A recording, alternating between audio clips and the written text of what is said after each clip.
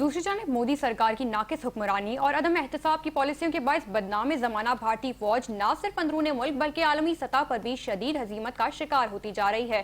حالیہ پیش رفت میں قطر میں سابق بھارتی نیوی افسر کی دوبارہ گرفتاری نے بھارت کی ناکام سفارتکاری اور عسکری بدعنوانی کو ایک بار پھر سے بے نقاب کر دیا۔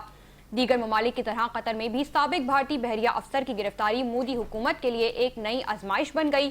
یہ کیس اگست 2022 میں سابق بھارتی فوجیوں کی گرفتاریوں سے شروع ہوا تھا، جو ایک مرتبہ پھر عالمی توجہ کا مرکز بن گیا۔ بین الاقوامی میڈیا کی تصدیق کے بعد اب بھارتی جریدے انڈین ایکسپریس نے بھی بھارتی فوج کی عالمی سطح پر ہزیمت کا اعتراف کر لیا۔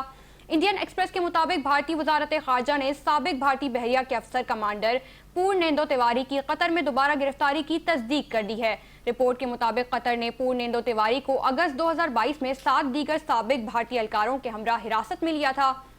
بعد ازاں اکتوبر 2023 میں قطری عدالت کی جانب سے 8 بھارتی اہلکاروں کو سزائے موت سنائے جانے کے فیصلے نے بھارت کو شدید سفارتی دباؤ میں بھی مبتلا کر دیا۔ بھارتی میڈیا کے مطابق قطری عدالت نے ان سابق بھارتی بحری افسران کو جاسوسی کے الزامات میں سزائے موت سنائی۔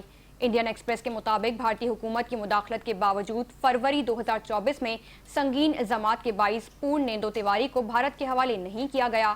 دفاعی ماہرین نے قطر میں بھارتی بحری افسر کی گرفتاری کو محض ایک انفرادی کیس قرار دینے کے بجائے بھارتی عسکری تربیت اور پیشہ ورانہ معیار پر بھی سنگین سوالات اٹھا دیے۔ ماہرین کا کہنا ہے کہ بھارتی فوج پہلے ہی بدعنوانی، رشوت خوری اور جنسی استحصال جیسے جرائم میں ملوث ہونے کے الزامات کی زد میں رہی ہے۔ اندرونی کرپشن اور اخلاقی جرائم نے بھارتی فوج کے پیشہ ورانہ دعووں کو نہ صرف بھارت بلکہ عالمی سطح پر بھی زمین بوس کر دیا۔ دفاعی تجزیہ کاروں کے مطابق بیرون ملک بھارتی فوجیوں کی مسلسل گرفتاریاں بھارت کی سیاست اور بد اخلاق عسکری حقائق پر بدنما داغ بن چکی ہیں۔